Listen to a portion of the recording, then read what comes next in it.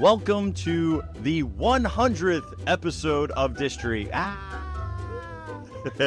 That's it. We don't have sound effects here, but if we did, there would be shooting cannons and confetti and fireworks and Thunderbird flyovers. Marching bands. But thank you. First of all, I just want to say from Kate and I that thank you so much for listening. If you are new here, welcome. If you are old here, thanks for sticking around. I appreciate everybody who has laughed and listens and learns with us through these 100 episodes, because this is something that is definitely a labor of love for Kate and I. And without you, it would just be Kate and I making fun of each other and telling odd facts, which it would still be fun. We'd but still do that. It's better with an audience. So with me as always, and this episode we're going to focus on what are some of our top peaks from the episode very, very briefly, and then we're going to get into some Distory, specifically about celebrations. So Kate has 3 and I have 3 celebrations regarding Distory history. And with me as always tonight is my 100th episode old co-host, Kate the Disney Cicerone. Kate, how you doing this evening? Do you feel older? As old as you, so come on. It's debatable. I know, but 100 episodes, yeah, I can't believe it's been 100 episodes. I mean, I can, because we've talked about a lot of things, and it's been a lot, but it's been so good, and we've learned so much, and I feel like over this time, we have, dug in deep to these attractions where I love them even more than I loved them before, and I already love them a scary amount, so... Yeah, I like the fact that when we cover a topic and we get to explore the parks again, it allows me to fall in love with something that would have been innocuous in a queue or on a ride or a bench or a crate. Things that can easily be overlooked and wallpaper become something that is well-themed and immersive. Yes, absolutely. So I thought maybe at the beginning of this episode, before we were chatting with our online audience here before we started this podcast, and I asked them the question, what was their favorite episodes that we did? And so we got a little bit of feedback from them. And then I thought maybe we'd share, the ones that our listeners have listened to the most, their top 5 episodes. So the ones that our online audience here, the ones that they guessed that were kind of the top episodes, they liked anything Haunted Mansion, pretty much across the board. Everybody loved Haunted Mansion, Big Thunder Mountain, Jungle Cruise series, the Origin of Disneyland episode, some of our holiday episodes, and also a shout out to my Distorian's Lounge while you were gone, Kirk, with the candle shop and the Flowers of West Center Street in Disneyland. I'm just going to throw that in there that was... Wait, what?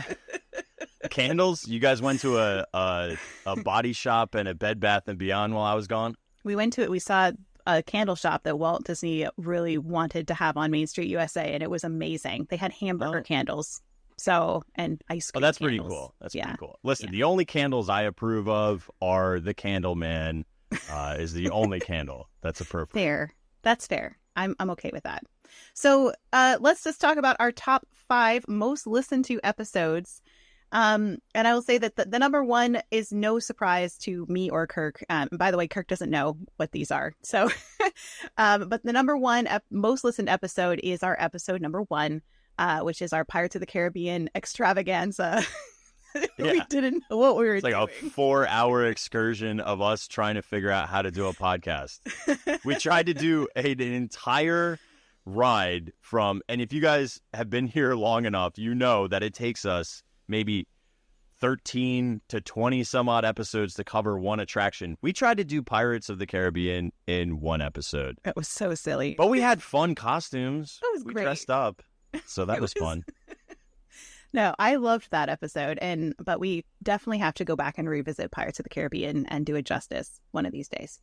Our second most listened to episode, actually second, third, and fourth, all have to do with the Haunted Mansion. No surprise there. It's basically parts 1, 2, and 3 of the Haunted Mansion series. So outside the mansion, the music, concepts, and queue, and also the foyer and the stretching room. So just the Haunted Mansion series is just really popular. I guess we really killed it, we got them with 3 episodes and they're like, oh my God, these guys are too much. Well, yeah, because then after that it shifts. They only listen to the first three because then they shifted. They did like the next one is episode 84, which is our Big Thunder Mountain Railroad Part 1. So that's the mules, wagons, and the Order of the Red Handkerchief. Mules, wagons. We really know how to write hooks as content creators. Hey, no, I think it's it's good. I'm just saying, like, it's like, could you imagine if somebody walked into this like, they're like, I feel like it's like one of those things where if you're a Distorian and you're hanging out and you're listening to these stories, as soon as somebody walks in to like their very first episode, everyone turns and is like, how much do you want to know? Like, what do you mean? I know. Come on in. Yeah. I always have to gauge when people ask me about Disney history and I start talking. I have to gauge, like, watch their eyes when they glaze over. I have to wrap it up because I know that I've like reached their peak of interest. Oh yeah. So yeah. So, anyway, so that one was the one where you talked a lot about wagons, like way too much about wagons. And then the last one, number 5 most listened to episode is episode 63, which was the Lost Countries of Epcot. People really enjoyed hearing about the 18 lost countries of Epcot. I really like that episode too because it's interesting to see what is potential expansion as well, because they do have a lot of pad site room, you know? Yeah. And we it's a little bit sad because we know what we missed out on. So, but is a really, that episode was fascinating to research too. So I can see why you guys really enjoyed that one. So thank you for all of you out there who are listening, who are enjoying the podcast and also giving us a lot of really wonderful comments and feedback that you're enjoying it. We appreciate that so much. That being said, should we transition to what we're here for our 100th? We're talking about some celebrations in Disney history. Do you want to go first, Kirk? No, it's too terrifying. You know, my like palms are sweaty just thinking about it. You're all prepared, so I know, but like this is nothing. This is gibberish. I can't read this. It's just another Distory episode. You got this. I know. Sure, I'll go first. No problem. So, I'm gonna wear a lot of hats tonight. Is that okay? That's fine. I'm gonna switch gears several times, so it'll be great. Are you actually gonna wear hats? Yay! For those of you who are listening, Kirk has now put on a Jar Jar Binks hat confection on his head. So, we're going to celebrate some Star Wars now. All right. So, back on, this was December 5th of 2016, there was an unforgettable moment in Walt Disney World's history that took place at a very special event that was only home to 400 invite-only guests to Epcot. It was a night that brought the galaxy far, far away, right to the heart of Walt Disney World. And this was the night where it's only happened once, and it's one of the coolest things I've ever seen. And luckily it's recorded, because they actually did a whole entire, the very first Disney Parks live stream. And it was when they transformed Spaceship Earth into the Death Star. Oh, yeah. Okay. All Very right. Cool. Very Yeah. cool. So this was in an event that was called Rogue One, A Star Wars Story. So it was basically like a celebration for the upcoming film, which came out on December 16, 2016. So it wasn't that far removed from, and in fact, they actually even showed clips of that upcoming film throughout the night, which was actually pretty cool. It was a short event. It was only like 30 minutes long, but you had a couple of firsts here, which I thought were really cool. One, from like a live streaming perspective, it was the very first live stream Disney Parks ever did. I thought that was kind of cool. And then 2, it was my favorite film for Star Wars ever, Rogue One. And then 3, they transformed the Death Star into, or the Spaceship Earth into literally the Death Star. It's absolutely amazing. That is so cool. Yeah. I feel like they could do that easily now with the lights on it, you know, if they wanted to. Yeah. I'm going to go through the event and kind of like what happens throughout it. And then I'll also show at the very end what Spaceship Earth looked like and whatnot. But there's like a lot of casted characters and things that happen here. Okay. So first up, they have two content creators, Danielle Bellini, as well as Jennifer Fickley Baker. They both were editorial content managers and content creators. So both of them kind of like helped create Disney Parks blog. So like the very, very beginnings of Disney Parks blog, which was quite a few years before this. And then they started doing live streaming. And this is also the first time that they did interactive audience participation using Twitter. So, interesting. Yeah, so they actually would take in using @DisneyParks on Twitter, hashtag Disney Parks Live. So they would actually text that in, which I thought was very, very cool as well. So, but imagine the two hosts. Here, I'll show you the host. The left-hand side is Danielle, and then on the right is Jennifer. And they're going to bring up one of our favorites here. Absolutely love him. Mark Daniels is a part of this. Yeah. So Mark Daniel comes up and he starts explaining that in a story set in the Star Wars universe is going to follow a group of rebels on a mission to steal the plans for the Death Star.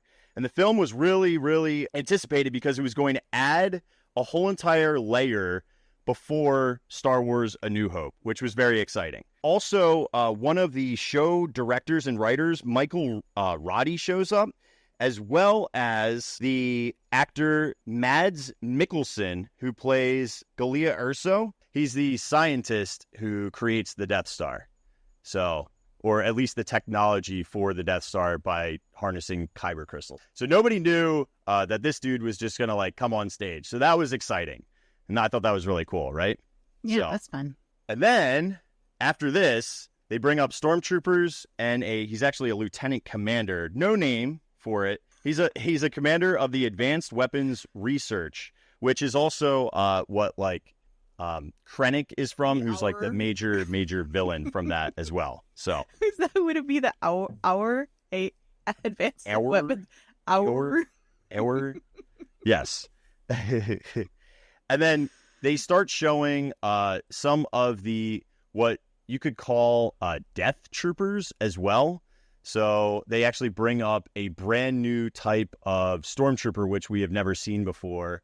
And they're special because they have a specialized advanced armor considered an improvement over the standard stormtrooper kit, a helmet that features advanced sensor and targeting systems to give them a total situational awareness of the combat areas, enemies, and allies, and various upgrades to the helmet systems like a NeuroSav macro motion monitor, multi-frequency targeting, acquisition sensors, image intensifying active pulse emitters, and on the very bottom, all of this is stored in the two green dots that are below in like their neck area, I guess, which is for advanced Death Trooper encryption communication. So nobody else would be able to understand these troopers unless you are a Death Trooper as well. So they speak like parcel tongue? No. It's like it's like they speak like normal basic, but it gets transcribed and encrypted and then gets unencrypted underneath. Okay, you know? That makes sense. Yep, exactly. And then the weaponry is a new IM-43 slot with a SE-14R light repeating blaster, an E-11D blaster carbine, and a DLT-19D heavy blaster rifle. So yeah. And just in case that doesn't do it, some thermo imploders and thermal detonators. That must mean something to somebody who knows Star Wars. Well, I felt like, you can't just show this stuff and that. Well, look at all this stuff, man. They just got gear everywhere. Like there's just everything is hanging off their body. This celebration is for all y'all Star Wars nerds out there. We love you too. Yeah, of course. I mean, listen, I'm one just like everybody else. So they basically these 400 people get invited out here. There's a giant screen. They show the clips of Rogue One, which is coming out in 10 days later. And then they start doing the projection show, which I'll just show really, really quick because it's very fast. They say that not only do we have the new Death Troopers, but we also have the most advanced weapon systems. So they start pulling up a projection. So you can see that they've projection mapped all over Spaceship Earth. And then there is the reticle and laser fighting, which like basically, if you didn't know this, this is just like a geeky thing. The Death Star is powered by kyber crystals, like the same things that power lightsabers. So those things all get placed and magnified into one significant spot, and then the energy is projected out. So this is like basically a giant energy orb, and then they harness the energy, focus it through the kyber crystals, and then that's what allows them to fire on things. Now, it's kind of silly because in this, they fire upon X-Wings. You would never use this on one small, tiny fighter. It's like planets, right? They're way too... Well, think about this. They're way too agile, so it would make no sense. The thing would be already gone by the time you've targeted it. Like, it's just not... It has to, like, warm up and then, like... Yeah. It's like, it's not like a fast thing, you know? So, but they do show a sequence where this is from A New Hope down below, where, you know, they're actually, like, focusing the lasers, but you can see it. So they shot, it's about 10 or 12 lasers to the center and then shot a laser out. That is really from cool. the projection, right? Yeah. Oh, I love that. So it's the projection mapping was okay, but as soon as you did that, I was like, oh, that's next level. Yeah, awesome. Yeah. So like they have done this once before with projection mapping with Mike Wazowski, but this one is the Death Star, and what do you call it?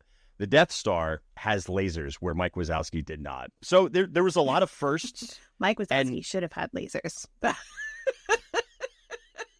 He hit me with his eyes with his laser beams.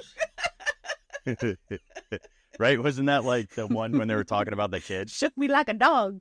Yeah. Yeah, right. Exactly. Exactly right. That's what I'm looking for. So, I don't know. I thought it was really cool. And celebrating, one, live streaming, two, a great opening for a new film, and the first time that they did a really wild projection mapping with lasers. I thought it was all a cool celebration for a new film. And I just happen to be a Star Wars geek, and that was the first thing that came to my mind, is like, that was such a cool event. I love that. Yeah. So I don't know if we set up this episode well enough to let you guys know that we don't know what each other's going to talk about, which is usually the case here at Well, I knew you wouldn't talk about that. So no. So I doubt we've chosen the same stories just because we have different interests. Kirk tends to go a little bit later on in history. I tend to go a little earlier when we talk about history. Yeah, like I'm a little bit more modern. So I'm up next. For my first story, we're going to go all the way back to 1959 in Disneyland. So we're going to shift gears, but not, so much, because we're really going to talk a lot about Tomorrowland. So there's a little connection there to some of that. So in 1959 was a massive celebration that I don't think gets talked about enough in Disney history, because usually we talk about opening day of Disneyland, which was 1955, right? And that's where all the things went wrong and everything. And there's a lot of great stories from that time. But 1959 was considered the second opening of Disneyland because that's how massive the expansion was. So they added the submarines, the Matterhorn, and the Disneyland all-way monorail to Tomorrowland, which essentially just fixed Tomorrowland because they almost canceled Tomorrowland altogether when they were building Disneyland because they didn't have enough time to really do it well. So Tomorrowland was a rushed, sponsored affair, and so this in 1959 was Walt Disney kind of like fixing that and being like, look, this is how I really wanted it to be. So there was a TV special. I'm not going to talk about every single detail of this. If you want to go watch it, it's called Disneyland 59, and you can watch the whole celebration, and it's really fun to go see. This TV special was sponsored by Kodak. So we have some really lovely, vintage commercials that feature Kodak cameras. And dude, what would you load in there? Like, what kind of film? Are those 35 millimeters, or are they probably way before then? Probably before that. Honestly, I didn't look it up, so I'm not sure. But this was hosted by Walt Disney and Art Linkletter. And so I want to mention that the Kodak thing is really interesting, especially because it's hosted by Art Linkletter, who also hosted the opening day of Disneyland. Art had made an agreement with Walt to receive all of Disneyland's film concessions for the first 10 years of Disneyland in exchange for hosting opening day for a bargain union scale, which he got paid $200 to host that, which is like nothing for him being I don't know. That's a lot of money. 1955. So basically, he got all of the concessions for the film in Disneyland. So it makes sense that then he would also sponsor this one that's being sponsored by Kodak. And you can see there's a little picture spot for Kodak here. But he also owned the Royal Tone Camera Store, headquartered in New York City. And so that's why he had a interest in film. Anyway, so let's go to the opening of the Matterhorn specifically. Just a couple of things I want to mention from this that I think are notable. They had the alpine climbers, climbing up the side of the Matterhorn, which are really fun. They're from the Sierra Club. They did it for years in Disneyland. They scaled the mountain of the Matterhorn. They had an alpine horn that they blew on the side of the mountain. So one of those really long Swiss horns. And then they put a flag on the top of the mountain. And this one, I think, is one of my favorite stories from this, is because this flag is not the Swiss flag. And if you look at it, this is a black and Sure white it is. version. Who knows, The Swiss flag, I'll show you what it actually looks like, because they did have a big, massive parade. And they put the Swiss flag in the parade. And it is actually the Swiss flag. It looks kind of like, the same one that you would see on like a St. Bernard and those kinds of things. It's a red flag with a big, like thick white cross in the center. Now, the flag they put on top of this Swiss mountain was not that flag. It looks like it's a thinner white cross. On the black and white version, it's hard to tell the color. I looked at the colorized version, and they had it as a blue flag. And I think that when they colored this film, they just got the color wrong, because I'm pretty sure this was a Swedish flag, because Americans get that wrong all the time. The difference between Switzerland and Sweden is pretty much the same in like American brains. So I think someone ordered the wrong flag. In any case, it's not the right flag on top of the mountain. And I do have just a really fun picture of Walt in one of the Matterhorn bobsleds. And I also know that the Matterhorn bobsleds used to just be single units. They're now like double. If you go there now, there's two cars hooked together. But that's not how they were for years and years and years. They were just a single one that you could get in, which I wonder if it would have gone faster with just a single car in it. I don't know. You would figure like weight, but I don't know. I don't know.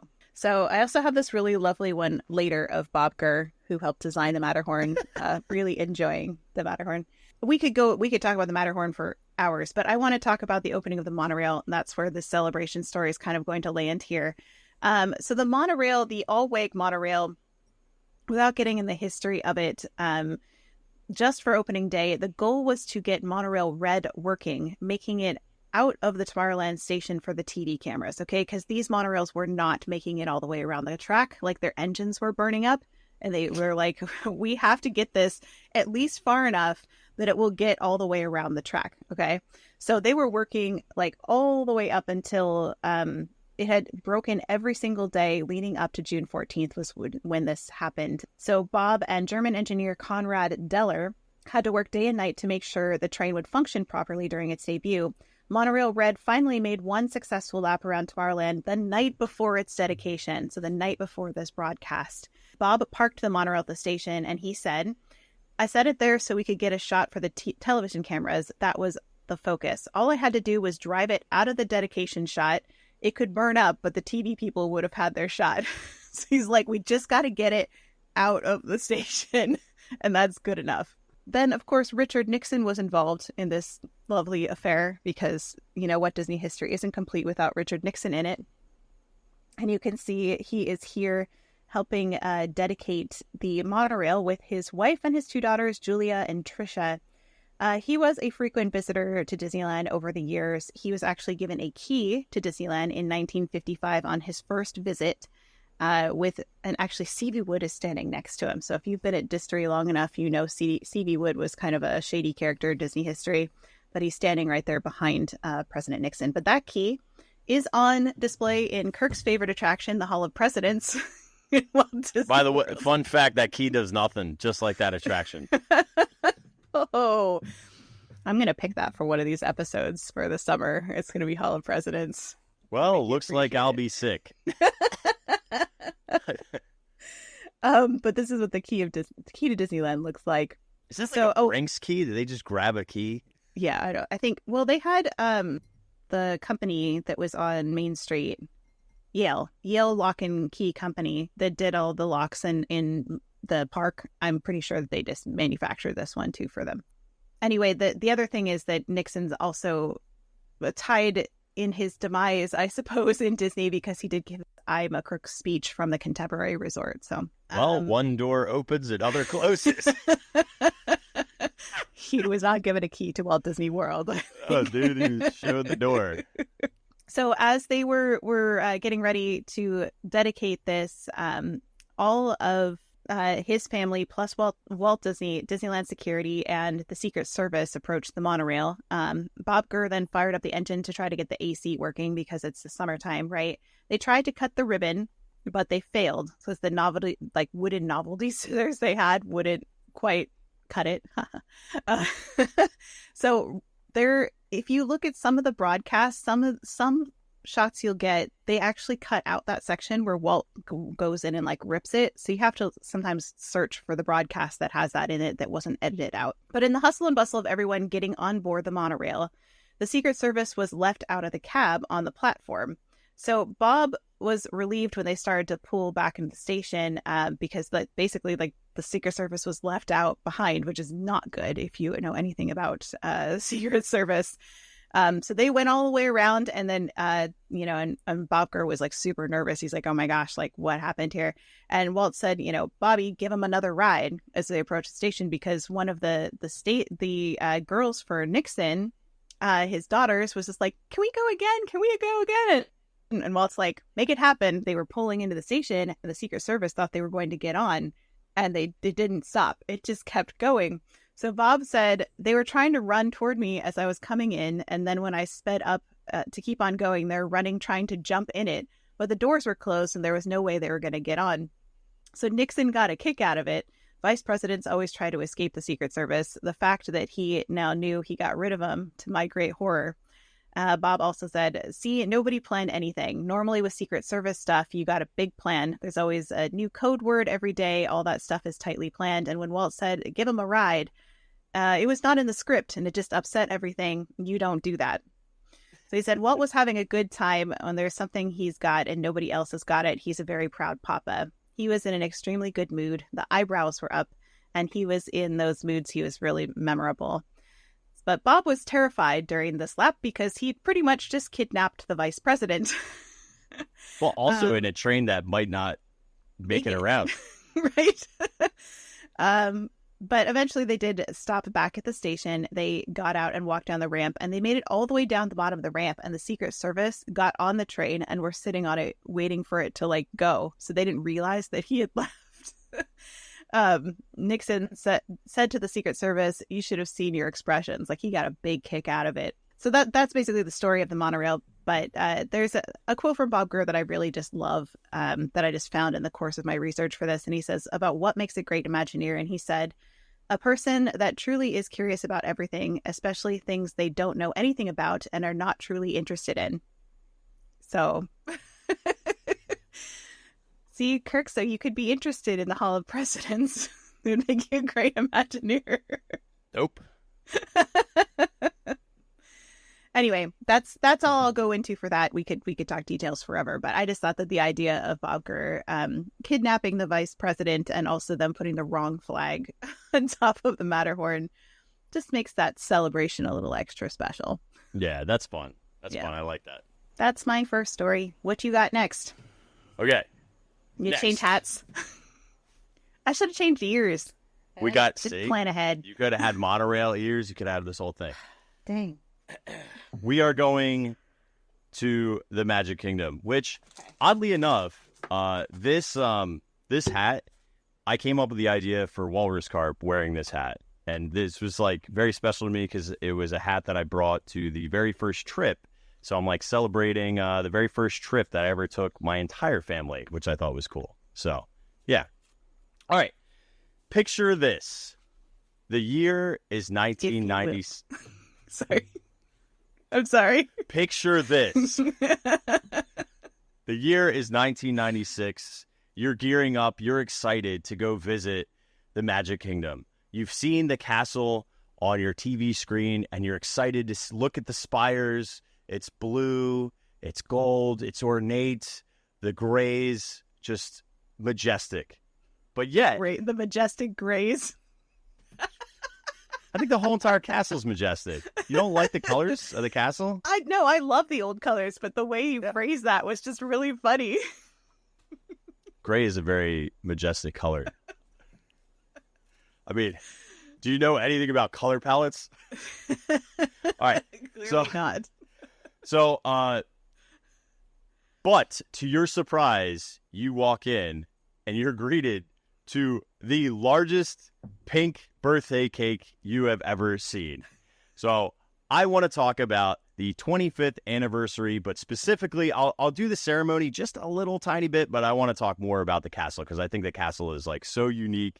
It's so crazy. It's so outlandish. And I did find very, very few, but they exist, construction photos. Like, I think it's wild to look at this like magenta hot pink because there's all these different shades of pink. And then you could see, of course, Cinderella's royal table. There was a banner back here. But, you know, you could see that stark contrast of the gray against the majestic gray against the hot pink. Wait, did they not cover that part of the castle on the back? I've only seen it from the front mostly. Yeah, so they did cover it all. So there's missing some of, this is like during the actual like painting and construction. So you can see there's like parts that weren't painted too. Right. Not all of it got painted, but a decent amount of it. So is it paint or overlay? It's paint. It's oh my gosh. They legit painted it. Yeah, they legit painted it. Welcome to the gigantic pink birthday cake that is 189 feet tall. The castle was draped in bright pink hues and adorned with inflatable decorations to mimic frosting. So the frosting was all just like vinyl that got poofed up. Complete with candy canes, gumdrops, life-size figurines of Mickey and Minnie as cake toppers, and even 26 glowing candles. Now you're thinking, it's the 25th, why are there 26? Well, you have to have one so you have room to grow. So 25 plus 1. It was estimated that this... Yeah, no, seriously, that's exactly what... This is direct from Disney's blog. Was that like a thing for birthday cakes? Like, should we have been doing that all along? I don't know. When candle? you turn a certain age, are you supposed to like add another candle? I'm not sure. I don't want to do that. Yeah, like one for luck. Yeah, it's I feel like it's... I mean, it makes more sense for Disney World because you don't want to just celebrate the 25th and not think that there's a 26th. I don't know. There must be some sort of superstition attached to that, right? Yeah, interesting. The other thing that you can notice, I don't know, can you tell what these are, Kate? Like lifesavers? They're lifesavers, which must have been a major sponsor at the time. Yeah. So it was estimated that this cake weighed in at 40 million pounds if it was like actual cake. These are real numbers here, and I had to do a couple of metric adjustments. It was made with 55,040 tablespoons of pink paint in 3 different shades, which is the equivalent of roughly 215 gallons of paint. And this cake was rich enough to satisfy any sweet tooth with its 50 gumballs, 30 lollipops, the 4 stacks of lifesavers, 12 gumdrops, 16 red candy hearts, and 16 green candy stars. In terms of poundage, and this is actually from a speech, so during this whole entire ceremony, they have like a big band comes through, and then there's a speech by Eisner, and I'll show you pictures of Eisner. Great. Hillary wait. Clinton. I know you. I can't. I got to keep my boy in this. He was the cause. Hillary Clinton does a speech as well, and so does Roy E. Disney and the governor of Florida at the time all speak during this. But according to Eisner, it was 700 pounds of lifesavers, 1,200 pounds of gumdrops, 4 tons of buttercream, if like you equated it out by scale. Right. And this was his joke that failed miserably, 42,000 kilograms of cholesterol. And literally everyone was like... We don't talk about cholesterol at Disney. That's not something that exists there. Yeah. Like now, calories. Obviously, the castle is one of those things where it's very polarizing, right? So like mixed reactions, but so many people have a very lasting memory from this time. It was all the way from October 1st, 1996, which was the rededication ceremony of the 25th anniversary of the opening of the Magic Kingdom. And it lasted, so this isn't that weird. I always thought it was strange that the 50th lasted for many months, but this lasted 16 months and went all the way to January 31st, 1998. I feel like So it's pretty there's- standard. They do Yeah, that. I had Yeah. no idea that that was like a thing, but you know, it's a thing. So, and then, so there's Roy E. Disney, there's Hill Dog and Eisner. Yeah, apparently, like Bill and Hillary were really big fans of Disney, and they were there all the time. They came in on a parade too. This is when obviously Bill was Look president, at that like so. sign that somebody clearly made last minute. Yeah, that looks like something that my kids would make for school, you know, like poster board. It's got some stickers on it. Right. Stickers. Yeah, it's not exactly ideal. Hang on, I thought I had. Did you one... make the poster? We were supposed to make a poster. No, I would have made a better poster. So, but one thing that I thought was really, really beautiful, and I actually got a little bit choked up because it's just like interesting hearing like Roy talk about his dad. Oh, here's the picture of Hillary and Bill. This is before he was president. I think he was governor at this point. Did he get a key to Walt Disney World? No, it looks like some sort of like, I don't know, paper thing, and it was like celebrating a birthday. It might have been like the birthday of Donald Duck or something. Who knows? Whatever. But they read the dedication, which is in a plaque form that you could still see today. But they read the dedication, or Roy E. Disney read this aloud during the speech, and then Roy was the last one to speak. And then they had a choir play, and then the Thunderbirds came over. But I just want to reread the dedication because I think it's really beautiful. Walt Disney World is a tribute to the philosophy and life of Walter Elias Disney, and to the talents, the dedication, and the loyalty of the entire Disney organization that made Walt Disney's dream come true. May Walt Disney World bring joy and inspiration and new knowledge to all who come to this happy place. A magic kingdom where the young at heart of all ages can laugh and play and learn together. Dedicated this 25th day of October, 1971, Roy O. Disney. Yeah, and do you know the story, Kirk, about why he insisted it be called Walt Disney World? Yeah, to honor his brother, rather than calling it Disney World. He wanted it to be Walt Disney World, and it's the only park that uses Walt in the name, and it's specifically for his brother, his little brother who died. Well, because they said, they argued with him, and they said people are just going to shorten it to Disney World anyway. So why would you do that? Why would you add the extra word? He's like, we're going to add that. Period. Yeah. End of story. Yeah, it was for him. So now I do want to say, this castle is so funny to me because do you remember in Disneyland, one of the early concepts for the mountain before they had the Matterhorn was going to be Rock Candy Mountain? Yeah, I feel like this has a lot of vibes to Rock Candy Mountain. Yeah, and Walt Disney looked at it and said, no, we're never going to have something that gaudy in Disneyland. Well, we can have it in Disney He was World. right. We had it in his own park. So I just laugh every time I see that because I was like, oh my goodness. I'm not going to lie. I wish I was there in 96 through 98 to just see it in person. I did not get to see this castle, and it just looks really, really, really fun because the castle doesn't really change a lot. You get that little Stitch makeover, very, very brief. And then obviously for the 50th, we get a color change, which lots of people complained about the pink hues of it. You know what I mean? So it's just like anything else. Hard. Yeah, it is. Yeah. At least this wasn't permanent. No, 16 months. 16 months. And then afterwards, the U.S. Air Force Thunderbirds flew over after they did some fireworks. And if you want to, you can actually go and view all of this ceremony if you just go and type it in on the U of Tube, because there is a couple of places that have reposted the footage, which there was lots of footage that Disney recorded for that. Some of the audio is bad. Some of the audio has been fixed by AI, so it just depends which one you pick.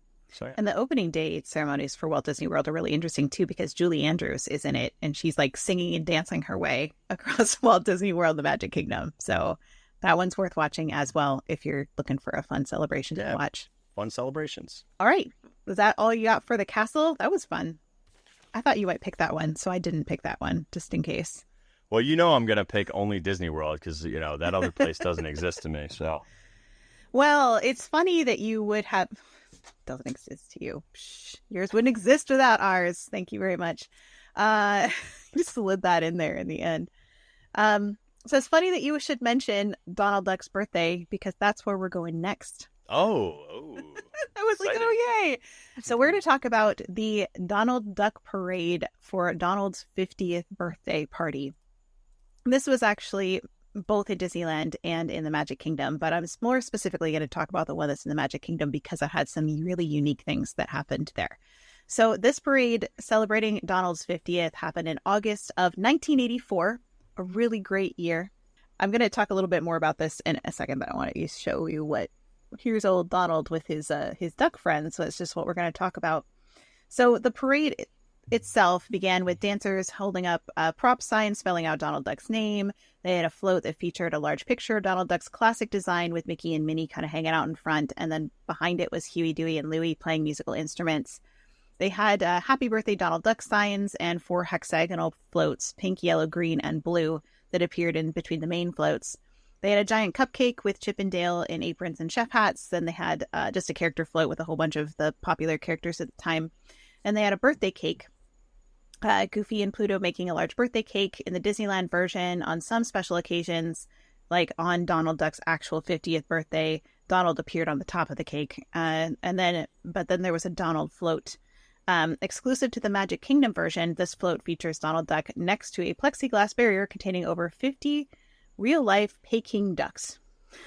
What?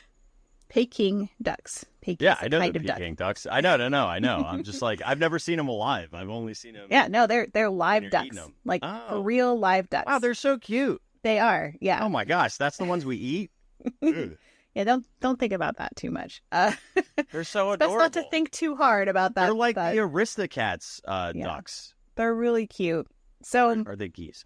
Anyway, there's also finale with Scrooge McDuck, Ludwig von Drake, Grandma Duck, Daisy Duck, and of course then Donald Duck would sometimes be on that float. So there's a lot of ducks involved in this parade is the long and short of it. And the Disneyland version had some confetti cannons. In the Magic Kingdom version, Donald wears the party hat, which you saw with the anniversary logo on it instead of his usual sailor's hat. But there's more to this story, and here's where it gets really good, okay? Because this is from an interview with Charlie Ridgway, who is Walt Disney World's publicist at this time. So they're like, let's figure out how we can make this celebration really good, okay? So he said, there was a Donald Duck's 50th birthday. We decided, wouldn't it be fun if we could get 50 white ducks to follow Donald down Main Street? So here he says, none of us knew whether that could happen or not. So we called an expert and they said, yeah, you can do it, but you'd have to have Donald bond with the ducks from the time they're born. So they sent Donald down to the hatchery to bond with the ducks. Oh my God. That's Miami. Amazing. And how long I wonder how long he had to be there to bond with them. They said he was there when they hatched out and got down on the floor and played with them. When they were little balls of yellow fur, and they brought them back up and put them in Fort Wilderness. And as they grew up, Donald would go out every day or two and throw out some lettuce and then get them to follow around. So basically, Donald Duck went and fed these ducks since their infancy. How old were they? With him. How old were they to get to that point? Well, since they were like hatchlings, no, I know, but like I wonder, like to maturity level of whatever size they are there. Is that like a year? Do you know what I mean? Like that's a lot of planning and a lot of time. Probably a couple of months at least, for sure. It doesn't say in this. Yeah, because those ducks look pretty big. I don't know much about ducks, but okay. So we're not done yet. So when they got old enough. We made a little pond out back behind my office in City Hall and brought them over. And we decided, well, as long as they're going to a party, they ought to have party hats on. Okay? You ready? This is amazing. So we made some little cone-shaped hats and we found a way of sticking them on the top of their heads, and we put some ribbons around their neck with their names on them, and we named them after Disney characters.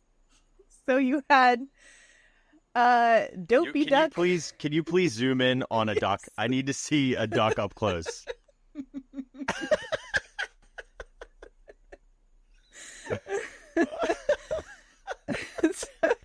So you had oh my gosh, that's so good. You had Dopey Duck and Goofy Duck and Donald Duck and Alice in Wonderland Duck and so on. So they named them all after Disney characters, but with the last name Duck. Oh, that is so funny. They said the problem we ran into was we started to put a hat on a duck, and immediately all the other ducks attacked him because they were jealous.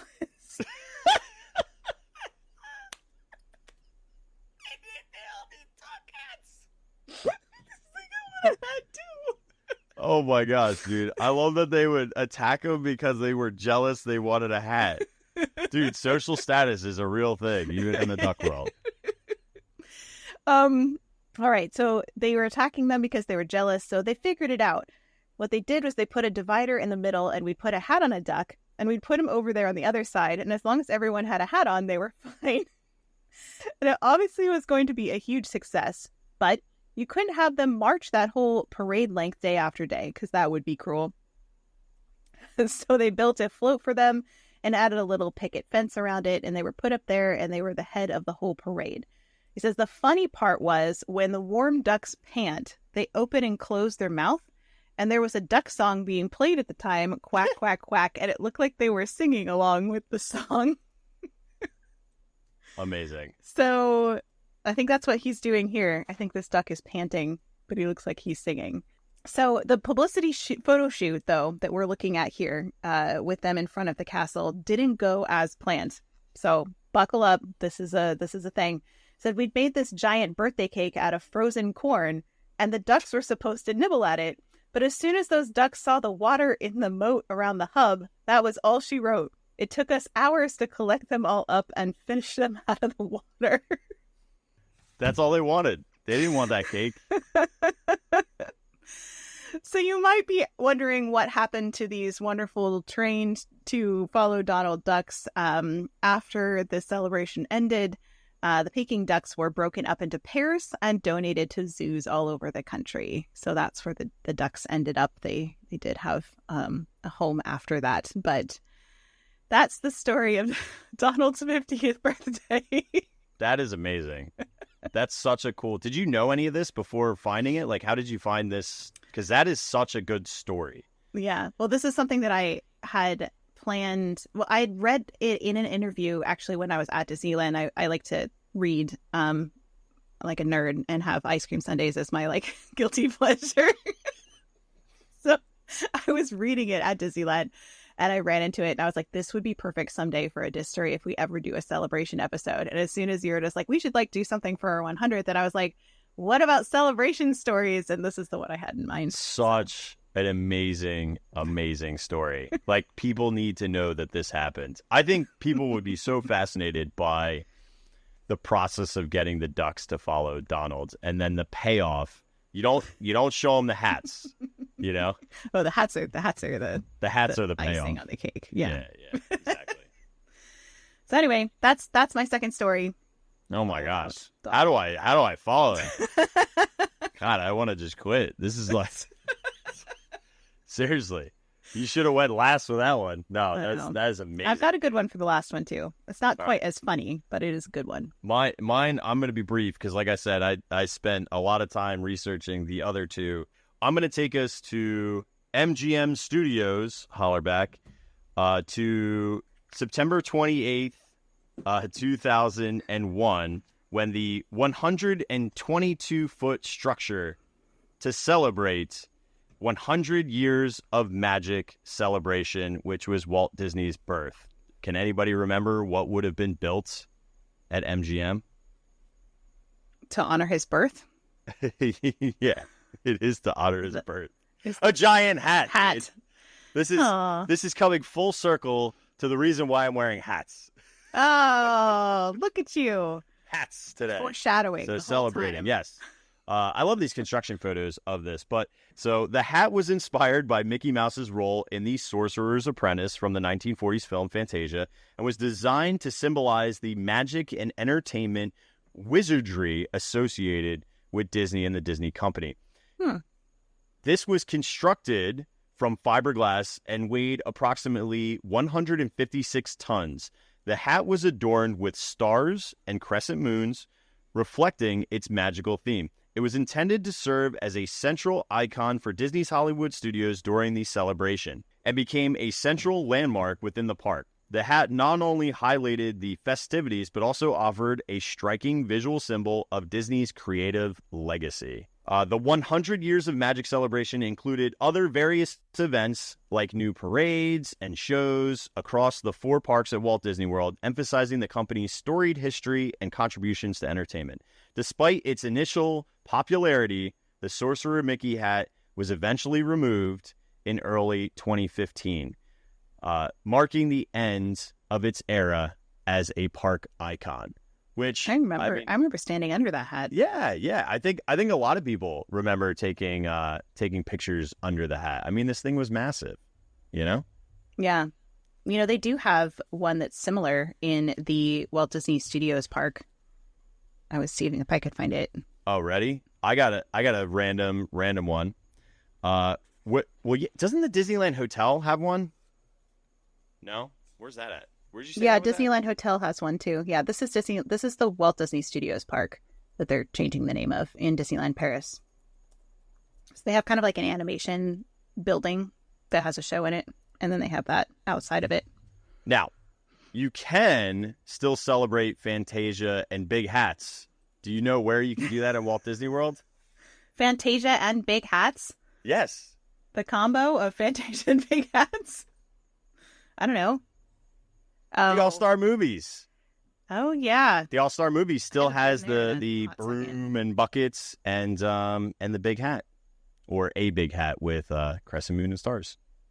That's pretty cool. Yeah. And you're right. The Disneyland Hotel does have one, too. I remember when I was walking to Trader Sam's, passing by it, and I was like, oh, that's really neat. Yeah. I wasn't expecting that. All right. Well, is that all the hat talk you have? I've got no more hats. So my last one is a celebration that wasn't a celebration. And it does have to do with the Haunted Mansion. And we have to go back to our very first series for this podcast, since we're celebrating 100 episodes. So the Haunted Mansion had a very strange thing in that it has like 2 opening dates. And so we're going to talk about why. Why does it have 2 opening dates? Why does Disney say it has an official opening date that maybe wasn't an official opening date? So hang in there with me. So this, it took them like a decade to make the Haunted Mansion, right? We've talked about that. It just kind of like stood in limbo for a really long time as they were doing the World's Fair and whatnot. There was a lot of creative people that moved through the mansion, and it changed a lot as it went. So people were anticipating it for a really long time with the sign outside that said, they're all ghosts and restless spirits. You can post lifetime leases are now available in this Haunted Mansion. They post this sign basically saying this is a great place to retire and, go see the ghost relations department in Disneyland. But so people walked by this, for years. And so by the time it was going to open, you would think this is going to be a massive celebration, right? Has to be some really cool, amazing Haunted Mansion celebration. So the official opening date that's listed everywhere for the Haunted Mansion is Saturday, August 9th, 1969. But there are ads and official documents stating August 12th as the opening date. So there's press reports that say Disneyland visitors can expect a perfectly frightful time at the park from now on. For the most perfect of fun scares, the long-awaited Haunted Mansion is now open to the public. I joined a dispirited party of newsmen who opened the $7 million Southern Antebellum Mansion near Northern Square at the stroke of midnight Monday. So this was published on August 12th. Another one said, ghost ghouls, witches, and bats, all swaying and screaming to the eerie tune of grim-grinning ghosts, moved into Disneyland's new Haunted Mansion at midnight. And this is August 12th. After more than 10 years of planning and development, Disneyland opened its Haunted Mansion Tuesday, which would be August 12th. This was published on the 13th. Okay. So this is the 1969 Walt Disney Annual Report. And this one claims that it opened in August 12th. So this would be at their end of year report. So now Disney has claiming it opened August 12th. Okay. So the Disneyland Inside, which is kind of like an early cast member newsletter, looks like this. It said in an issue, Volume 4, Number 9 from September of 1969, it said employees were given a creep preview August 7th and 8th between the bewitching hours of 7 p.m. and midnight before the attraction opened to the public. The official opening of Disneyland's 53rd major attraction was Tuesday, August 12th. Again, this publication also in Volume 4, Number 11, said the opening of our long-awaited Haunted Mansion on August 12th and the added promotion connected to this event has been an important stimulus to our summer business. So why? Why do we have two dates? Okay, this is the question. So it's because of Mark Davis. So the cast member previews happened as planned on August 7th and 8th. So I made a little calendar for you guys to help kind of visualize this because I'm like, I need to look at this. Okay, so August 7th and 8th was cast member previews. And then there's an unofficial opening date on the 9th, which is that Saturday after cast member previews. And then on, that would be Saturday and Sunday, it's open. But then the midnight press preview happened Monday the 11th into early morning on Tuesday because they had a midnight preview. And then the official scheduled opening date is on the 12th. So you could say like this was just like a soft opening, right? Like that's kind of how we would say that in this language. But it wasn't. It wasn't a soft opening. It was an actual opening. So they made a full page ad in the LA Times that went out on that 9th, on that Saturday, that said this. It said, Disneyland's Haunted Mansion is open. Make final arrangements to join us.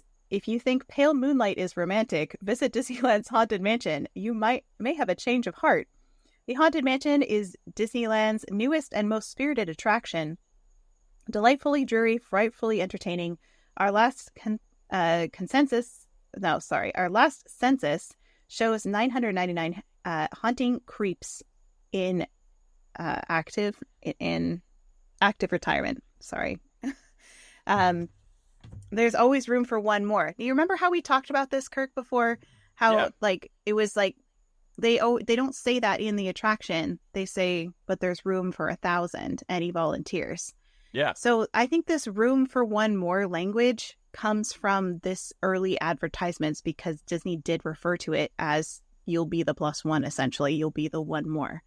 So I think that's why we all kind of think it says that in the Haunted Mansion. It's kind of that Mandela effect of, no, they actually say that. But I think that's where it comes from. So the Haunted Mansion is waiting for you at Disneyland. And so this is like, this ran on the 9th. So this is like, it's open officially. And this was done by Mark Davis. So this was created by Mark Davis. And the funny thing about this is if you look up in the corner here, there's birds that are like carrying a banner. It might be bats, but I think they're birds. And it says, finally. Which I think is really fun. And Gus, of course, is on there, the little furry Gus that we've talked about before. So there was also an ad that ran in the calendar section on Sunday the 10th. So that's the Sunday after that Saturday. And the date is printed on the ad itself that says August 10th. And this one says the Haunted Mansion is now open to humans. You can see it at the bottom. Delightfully dreary, frightfully entertaining. Getting in is easy. Getting out is another matter. Our latest census shows 999 happy creeps in active retirement, but there's always room for one more. Again, that language comes back. So I have a little quote from a former Imagineer who only identified themselves as Jared G. It says, I've always heard odd stories about how the mansion opened. It was an odd, transitional, and difficult time for the company in 1969 for management and designers. So they're a little bit of a mess at this point. In 1969, Walt had passed away in 1966. It was a really, really tough transitional time when like nobody really knew what was going on. So the company was incredibly profitable. But without Walt, focus was blurred. I knew that Mark stepped up and took control of the mansion, both at WED for design and manufacture and Disneyland for construction, installation, and operation. He was at the park a lot to supervise, which was slightly odd but needed. As remember also that the construction schedule for the mansion was strange. It wasn't planned to open in the beginning of summer. So, Kirk, like how they usually schedule the openings of attractions, they'd be at a time when you would want it to be, the best time of year to open it, right? For Disneyland, it would be before its summer season. So you could get as much attendance as possible during that peak time, because people really didn't go in the off season nearly as much as they do now. They said perhaps it was planned to open in October, which would make sense with Halloween time, right?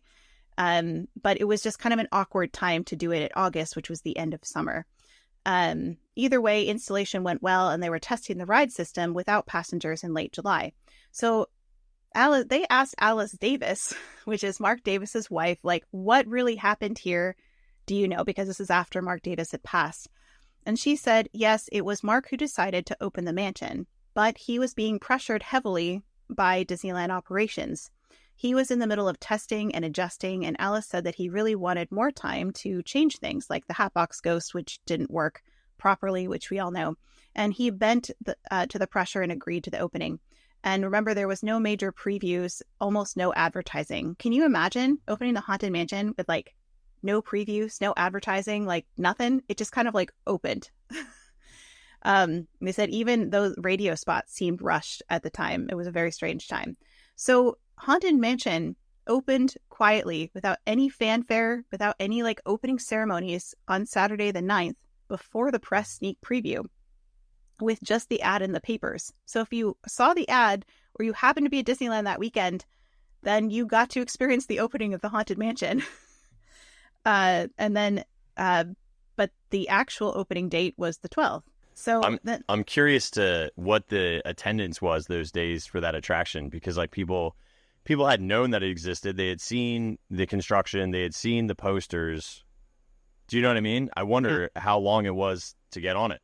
Yeah, well, they said the next weekend at Haunted Mansion set a park one-day attendance record of 83,516 people. Wow. That wasn't surpassed for years afterwards. So I have a picture of what it looks like the next weekend. Well, think about this for a second. Like, this is before social media, where if it had opened without anybody knowing, somebody would have posted about it, and then it would have been slammed later that day and that Sunday. Right. But none of that existed. So it was just be word of mouth. Yeah. Yeah, which even that is not as effective for speed. Right. But it's just a crazy idea that the Haunted Mansion just didn't have any sort of opening ceremony. Yeah, it's weird. It's really weird strange. because it took so long for them to create it and build it. This should have been like a great culminating celebration. I wonder if Mark felt like slighted by that too. Do you know what I mean? Because like this was like one of his crowning achievements, and it was like, you have to get it open, dude. And yeah, I think he was frustrated creatively from what I've read, and there's some really interesting things with the timeline here in terms of what they opened. I know that things weren't quite working well when they did the press preview on midnight of Monday, August 11th. I have to look at my calendar. Monday, August 11th. So the Disneyland ambassador, Sherry Bescos, had to stall the guests at Club 33 because the sound wasn't working, because they just hadn't finished their testing yet for it. This is a weird time, which we talked a little bit about in our Haunted Mansion series. You remember when we talked about them having a B mode for the hitchhiking ghost that was projection only? Yeah. Yeah. So this is when that happened. It was like they think that they kind of like jury rigged the hitching ghosts the hitchhiking ghosts, so they looked like they had the mirror effect working for the press preview event, but by August 12th it was in B mode after that. So there's this weird period of time where like the hitchhiking ghosts weren't quite ready for their performance yet. So they had this B mode where they would project ghosts in that scene instead at the end of the attraction. And then the Hatbox Ghost during the cast member preview, so if you look at our calendar, that's the 7th and the 8th, they noticed problems with the Hatbox Ghost then. They pulled the character and tried to fix it. And then it wasn't there for press previews. and then it was possibly put back on August 12th and then pulled again. It seems like it went in and out a couple of times before they're just like, no, we just can't. We just have to pull this. But I think we wouldn't have had that back and forth with the Hatbox Ghost had like they maybe just waited until, closer to the press previews to really open this attraction. I think they needed that weekend. But they said, well, operations was like, we could get one really amazing week here at the end of summer and like a cash cow. If we open this like now, we can get a whole nother weekend of the summer in before the season ends. So I think that's why they put pressure on Mark Davis to open it up. And I agree. I think it's really, he probably was very creatively frustrated by that. But, that's always that push. Because it wasn't right, but yeah. I'm sure it was a give and take of, it's not perfect, but it's been long enough, Oh, we got to ship it. Yeah, we just got to get it open. It's been a decade, just roll it out. But it is, I also wonder though, of all those Imagineers that worked on that, was it frustrating for them to just have it kind of like quietly open up with like an ad in the paper and a press preview, and that's pretty much it? Like there was no recognition for anybody who was involved in the project, which is so weird. It's just like there was just nothing. It was just like, okay, now this is open. Yeah. So now Haunted Mansion has 2 opening dates. There's the one that it was Disney official. It was in their annual report. It was in all their documentations. It was on the ads that they ran that it was open. On the, it has the 9th, and then it's also the 12th. There's documentation for both. So what day did the Haunted Mansion open? It opened on 2 days, which is very mysterious. Seems appropriate for the Haunted Mansion. Yeah, and not a perfect story, which is also very fitting for the Haunted Mansion. So anyway, that's all there is to that story, at least for now. You could talk about Haunted Mansion for days, and we have. So it's very fair. So as we wrap up here, I thought maybe it would just be really fun to end our 100th episode with maybe mentioning our favorite episode or a favorite moment or a favorite time, something, you enjoyed. Yeah. Why don't you go first? Okay. I have to say that I really did enjoy our Michael Eisner debate. Oh, that one was really fun. I think that our Big Thunder series was one I've laughed the most in. I think it's just been hysterical. Yeah. You know what? I'm going to just say, I think watching the evolution and maturation of the podcast is the thing that I'm most proud of, right? Yeah. Because we both have our unique skill sets, and it's this wonderful partnership that you don't know if it's going to work. You know that you both have an interest in something, Disney park history, and is there going to be some sort of back and forth that makes sense to make it both knowledgeable and entertaining?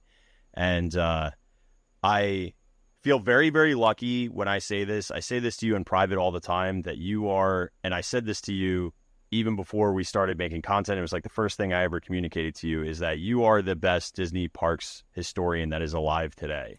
And the fact that I get to do a show every week with literally the greatest minds in this material and act like an idiot is one of the most beautiful things. And I am very, very happy that I get to be a part of this show, because I learn just as much as I know our guests do. And without them, we wouldn't have a show, but without you, none of this would be possible. So I just genuinely am so excited that we can continue this on, and that we've made it this far. And it's been really, really enjoyable. And I'm super, super proud of what we've accomplished. Yeah. Yeah.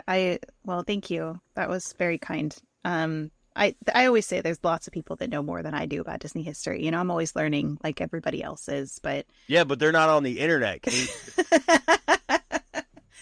No, but when we started on our first episode, we were wearing our pirate hats and we didn't know what we were doing, and my notes were all like scrawled all over the place. And I feel like there has been so much growth in terms of, we've learned how to do a podcast. We've learned how to, also have this give and take between the two of us. And I've had some So, a lot of people comment and say, you're funny, and then Kate's knowledgeable, and like the combination between the two of us is just like, it works. For some reason it works. And I am really grateful that we even considered doing this and just jumped in and decided like, let's go for it and see, and I think that's something that a lot of people will think about doing something for a really long time, but never take that first step because it's scary, and you and I have talked about this before that, but once you take that step, it starts to roll and it starts to snowball and it starts to make sense over time and you get better at it as you go. And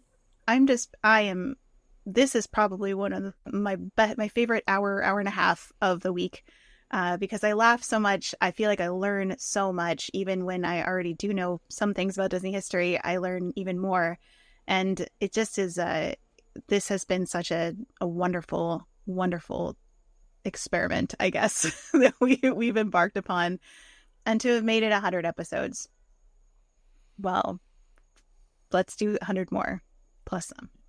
Yeah, I love that. I love that. And I totally agree and empathize with everything that you're saying because, if we go over 21 episodes, we're in the top 1%, and we have done times 4, and we have not quit. And we're not going to quit on you guys, and we're not going to quit on each other. And we're going to keep on entertaining and smiling and laughing and learning at Distory. Yeah, well said.